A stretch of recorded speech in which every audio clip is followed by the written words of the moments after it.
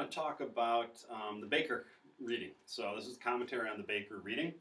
This is the last big reading we're going to be doing, and Baker is basically a post-structuralist, but he's adding a twist. He's different than Furet, and so I want to sort of explain what he's doing here. And just like, I mean, with all the post-structuralists, they're always arguing with each other about sort of theory and things, and they're always arguing with the Marxists. So Baker also starts off this way. I mean, Baker basically offers a critique of the Marxists, and his critique of Marxists is really kind of interesting. He says basically that the problem with the Marxists is that they think the economy, the base, determines everything else about the culture. And so they think of language not as something that shapes the way people think, but as language is basically a reflection of reality. That language just unproblematically expresses what reality is. Or Marxists sometimes say language can be used to intentionally lie, to propagandize, to misrepresent reality. And so the middle class or the upper class or whoever it is uses language to try to hide the fact that they are in total control of society and make it seem, more egalitarian or whatever. But they never say that the language and the structure of language shapes how you think about things. So language is essentially a tool that human beings are totally in control of and totally in charge of, right?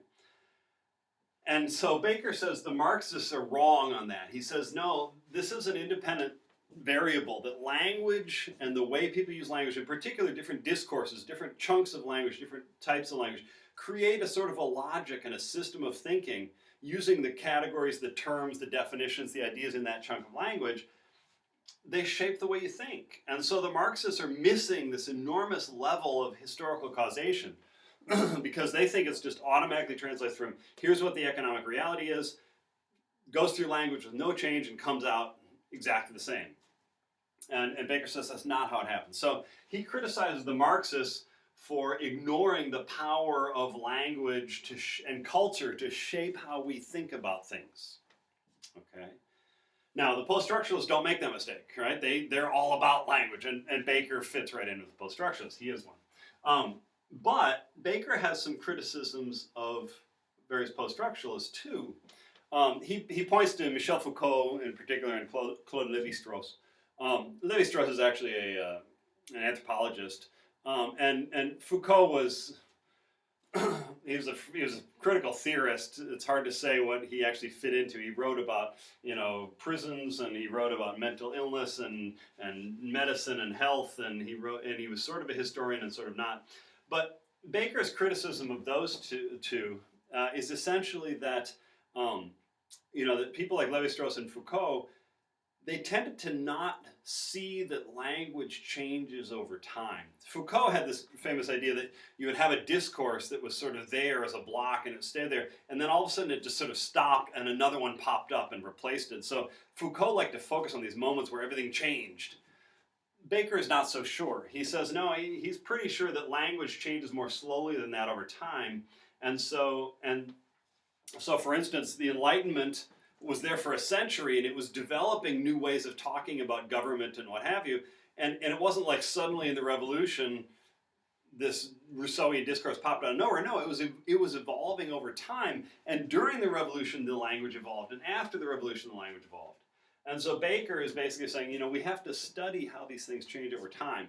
At any given moment, yes, a discourse is there, it's a thing, it's defined, it shapes the way people think, but it can change over time, right? And so Baker basically says, what we need to look at is how these different discourses, these different sort of self-contained chunks of language shape the way people think and how that can evolve over time. Now there's one other place that Baker is critical. He's building on Furet. He's a fan of Furet's. He's building on Furet, but he says Furet was wrong because Furet didn't realize that there was more than one discourse. Furet basically said, okay, the king is going along, and everybody lives in absolute monarchy and the privilege of the aristocracy and all that old system, and then it suddenly just collapses. Boom, it's gone. And Furet says there's a vacuum, and then people look around for what else can be used to fill that vacuum, and they found Rousseau's language about national sovereignty and the general will and all that. So they grab that, and boom, there it is. But Baker says that's not how it works. He says, in fact, there's multiple discourses all at the same time. And people have to sort of decide how they're going to talk and think about things. And if they adopt this language, it makes them think in this way, but there's also that language, and they can think in that way.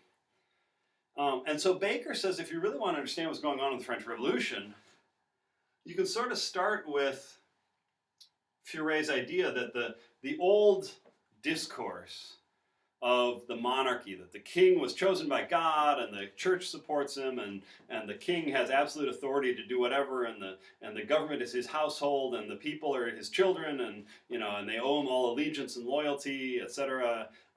That's a discourse about the government and power that shapes the way people think about the government and power. Those definitions, those terms shape how people think and act. And Baker says, Furet is right, that sort of collapses and falls apart at the beginning of the revolution. But Baker says it's not like there's a vacuum. He says there's not a vacuum. He says there's actually 3 other discourses that are there, all ready to fill the gap. And some of them had been there for a long time. Some of them were more recent. But what Baker says then is that when you look, okay, the revolution starts, 1789 with the Estates General. But what happens, actually Baker would push it back a little bit to 1788, 87.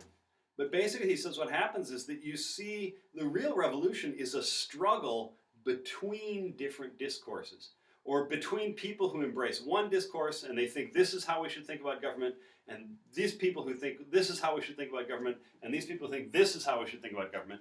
And each discourse has its own set of goals. Here's what government is for. Here's what government is supposed to do. Here's how a government should act, right? And so each discourse, they're in some ways mutually exclusive, and the fighting that happens in the National Assembly, in the streets with the sans-culottes, it's a fight about discourses, right? Because the sans-culottes adopt one discourse, and that shapes the way they think about what the government should be doing, and they get frustrated when the government acts differently. But that's because people in the National Assembly have a different discourse, and they're trying to do something different for government. And so each side thinks they have the right way to think about the government, and they get frustrated when the other side isn't thinking that way. And you get conflict. And so Baker says that we should modify the Furet model by saying, the old discourse collapses, right, when the Ancien regime goes bankrupt. But then you get a 3-way fight between 3 different discourses. And each one has good points and bad points and people who support it. And each one has sort of weaknesses. And basically the rest of the struggle of the French Revolution from 1789 until Napoleon is a fight about these discourses. Okay. And part of the reason I have you read Baker now is that Baker goes farther forward into Napoleon, etc. And it's really easier to understand him with Napoleon sort of in the background. So, Baker's 3 discourses. The first one is called the judicial discourse. And essentially, Baker says this is the discourse that the aristocracy used initially. Remember, before the French Revolution even starts, the king is sort of going broke. And so he goes to the aristocracy and he says, I need to tax you guys. And they say, no, you can't tax us. And he goes to the church and he says, I need to tax you guys. And they say, no, you can't tax us. And then he tries to call the Assembly of Notables to get them to agree to be taxed, and they refuse. No, we're not going to do it. And then he gets into arguments with the parlements that refuse to register his new tax laws, and he's exiling parlements, and all this goes way back to the beginning of the semester, or the term. And the parlements are fighting back against him, right? And what the parlements and what the aristocrats use to defend themselves is what Baker calls the judicial discourse. And the judicial discourse basically says laws have a life and existence of their own, right? People can't just change the laws whenever they want to. Laws are important. Precedent is important. You don't just change things too fast. tradition is important, and stability over time is important. But most importantly, the laws grant privileges and status to people. People have rights under the laws. Okay? And so, in this case, the judicial discourse actually sees the government as very weak. The government can't change much. The government is hemmed in by the laws. The government is sort of structured by the laws and set by the laws. And the laws represent longer term traditions that go back generations. And so you don't just throw that out, you don't just change that.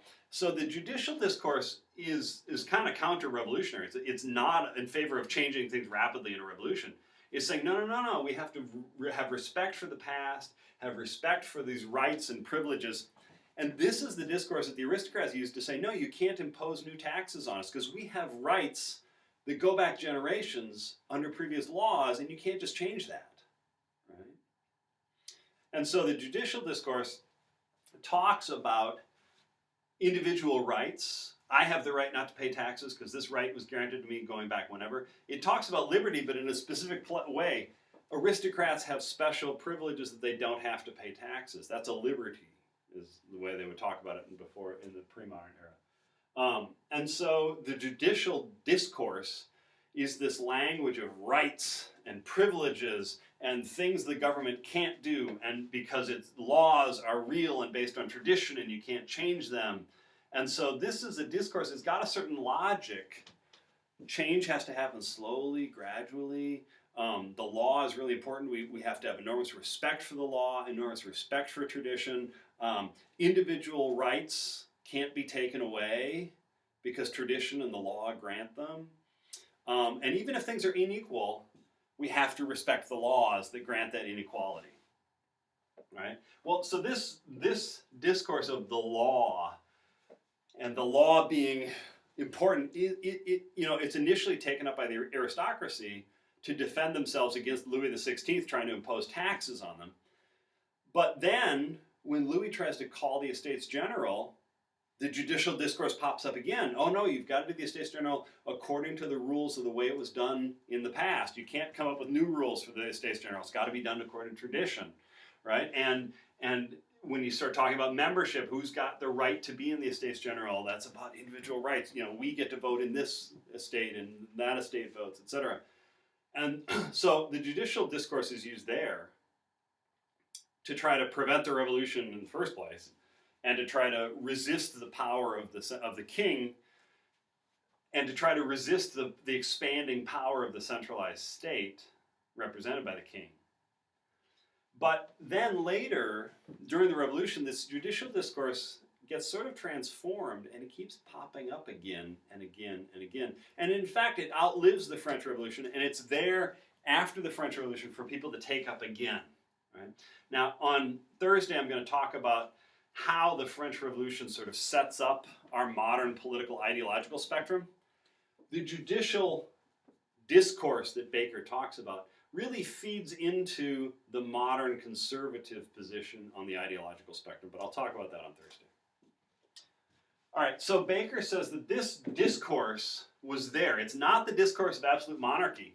It's the opposite, in fact. The king doesn't have a lot of power because he has to respect tradition and the law and privilege and individual rights. But it's there well before the revolution. And it's not a revolutionary ideology. It's not a revolutionary discourse. But it's there. And it plays a role during the revolution. The second discourse that Baker identifies is pretty similar to what Furet is talking about. That basically once the monarchy collapses and that the discourse of absolute monarchy and the king can do whatever he wants, etc., that's gone.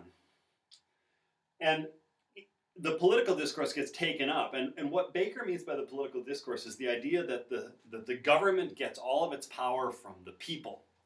And the people have a general will. This is Rousseau talking, right? And that the people, because they're the source of all the government's power, they can make the government do whatever they want. And so the political discourse is the most important thing in any given moment is what the people want. And the law and the government and everything like that should reflect what the people want. And so the political discourse is not about the law having a life of its own and tradition, etc. No, it says, no, whatever the people want, whatever the will of the people is, that's what the government should do. And if that changes, it changes. Right? And so Baker says that this political discourse about the general will, the popular will, the people being in charge, that's what drives first the National Assembly stating that we represent, we're the National Assembly, we represent the whole nation, we represent the people. But then later it's what drives the sans-culottes, right? That they are saying, we get to storm the convention and force you guys to pass a law setting bread prices because we are the people and this is what we want. The government is there to do what the people want. And so this discourse is constantly about figuring out what the people want and then having the government enact that, whatever that is. If the people want blood, the government should go execute people. If the people want bread prices set certain way, the government should do it. If the people want to go to war, the government should go to war.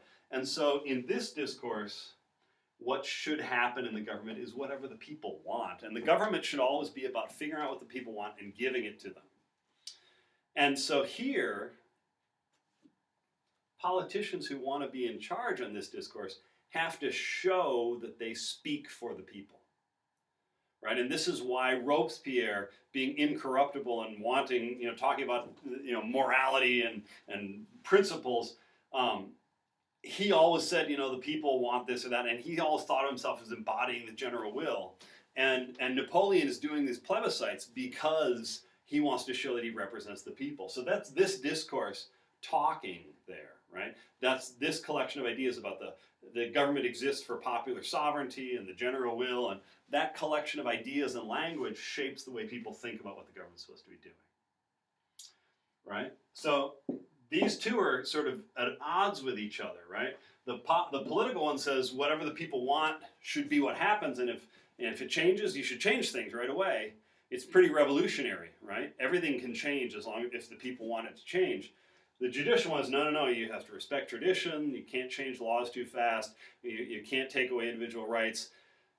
The government is restricted in what it can do, right? But the political says, no, the government is not restricted, the government is just enacting what the people want, and whatever the people want is what should happen, right? So these two are at odds with each other.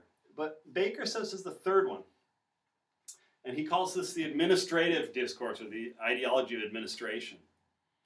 And this one is the idea that government exists not because the people want it to exist and not because of ancient traditions and rights and laws, but rather the government is there to make society run well. Right? And so government should be rational and scientific. Government should be efficient. Government should be based on best practices. Government should not be about figuring out what the people want right now and changing course this way and that way depending on what the people want. Government should be about setting scientific, rational goals and having government very efficiently enact that. And the idea is that the government is there to help run an efficient society. Right? And this is coming out of the Enlightenment, the idea that you're going to apply science and reason to everything. You're going to apply science and reason to government. And the idea here is that the government's going to have agricultural policy, and there will be people who know everything about agriculture and are trained in agriculture, and they're making recommendations and government policies about what's good for agriculture and will boost agricultural productivity. And then you have people, experts in education, making education policy to make the education system as good as possible. And then you have people, experts in infrastructure and road building and engineering, and they're making sure that the train system is in great shape and the roads are in great shape, and et cetera. And then you have experts in health, public health, who are figuring out policies on public health and sewer systems and vaccination programs and hospital systems. And so you're going to have expertise at every level, and that expertise is based on science and reason. And here you see this in the French Revolution also, right? I mean, it seems strange, it's kind of discordant, but it really fits that the Legislative Assembly introduces the metric system, right? They're going to make that rational, right? They introduce a new calendar. They're going to try to make a rational calendar, right? Because what is a 7-day week? Where'd that come from? That makes no sense. And why do the months all have different numbers of days? That's weird. So you're going to make everything rational and systematic, right? And so the administrative state here, it flourishes during the revolution. And sometimes the revolutionaries are really listening to this idea that the state has to be rational. And in particular, this administrative discourse says, one of the things it says is, the most rational and efficient form of economy is a free market system, right? And so they say, we don't want the bread maximum. We don't want prices for bread set by law. You have to let the free market system work because that's the most efficient and rational system. And we don't want the government interfering in work rules or whatever. We want the free market system. So we don't want labor unions. Those interfere with the free market, the wage market, the market for wage earners, etc. And we don't want, so this administrative system, and you can see this come to real fruition under Napoleon, right? That he makes the whole system extremely efficient. He brings in a bunch of bureaucrats, technocrats who are just, they're not political, they don't belong to a political party or whatever, they're just there to help the state run efficiently, right? And so this discourse is also there in the French Revolution. And sometimes these things disagree with each other, right? Because, for instance, the sans-culottes are saying the government should represent the will of the people, and we are the people, and we want bread prices set at this level. And the administrative state is saying, no. Bread prices have to float on the free market. That's the most efficient way to do it, right? And similarly, the judicial, sort of people have rights and things. The government can't do that. Is constantly running up against, well, we can throw anybody we want to in jail if that's what the people want. Right? So the judicial one is saying you can't set up the law of 22 per real. You have to have a legal system that gives the defendants certain rights to a lawyer and to confront their witnesses, etc. And that's arguing with this, well, if the people want to get rid of the aristocrats, they should just be able to try them and without witnesses, without lawyers, and execute them immediately if that's what the people want. Right? And so these different discourses are constantly fighting with each other, according to Baker. And as people are trying to negotiate, the old system, the Ancien regime, has collapsed. The king's authority has sort of evaporated. The government has gone bankrupt. The government is paralyzed by inefficiency. It's unable to do anything. And so then people step up. The National Assembly steps up and says, oh, well, we've got to come up with something new. But they need some guidance. What goals is the government supposed to be working towards? What are the rules here? And these three discourses offer different visions of what the rules are and what government is supposed to be doing. And so much of the conflict in the French Revolution, Baker says, is between different groups who hold different visions, according to these different discourses, of what the government should look like, who it should represent, who it should listen to, how it should function. And so a lot of the conflict that's happening as these different discourses basically clash in the French Revolution. And so when the sans-culottes burst into the Constitutional Convention demanding that they set bread prices, and even the Jacobins are saying, no, we have to have a free market system that allows bread prices to float, it's the administrative and the political discourses confronting each other. Right? And when the king steps up to defend himself against charges of treason, you have people like Saint-Just saying, well, we can just execute him because he's an enemy of the people and we're the people. But then the king is saying, no, there's no law you can try me under, and I have rights, and the rules are there, and you can't just change those. So that's the judicial going up against the political. And so Baker says that the way to understand the French Revolution is these different discourses clashing with each other, as people are trying to figure out which discourse is the best for figuring out how they're supposed to structure the government, run society, etc. But nobody can agree on which discourse is the right discourse. And so people argue about it, but because discourses, if you're in one discourse, everything seems logical that leads in this direction, but if you're in a different discourse, the logic seems to lead you in that direction. And so the two groups can't really talk to each other and argue about it because they're talking right past each other. They're talking in almost different languages. And because of that, when they can't resolve those differences, you get violence. Because they can't argue with each other. So overall, Baker then is offering a post-structuralist interpretation because he's saying language shapes the way people think, and discourse shapes the culture and the way people think and the way people act. But unlike Furet, Baker is saying discourses can actually be in constant conflict with each other, and discourses can ultimately change over time, right? They can evolve over time. Now, just as I'll talk about this more on Thursday, but I mentioned that the judicial discourse eventually evolves into something that we would recognize as sort of conservatism today. The political discourse evolves into what we would call the progressive left, radical left, communism, socialism, anarchism, etc., are all come out of that political discourse that government has to represent the will of the people. And then liberalism generally emerges, sort of centrism, is strongly influenced by this administrative idea that government is there to be efficient and rational and etc., but not to necessarily represent the will of the people, because if the people want something that's irrational or inefficient or unscientific, you shouldn't give it to them. Right?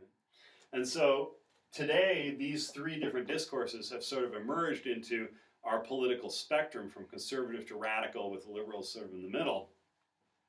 But Baker says at this time in the French Revolution, those haven't turned into those ideologies yet. These are still evolving. They're still being shaped. They're still coming into existence.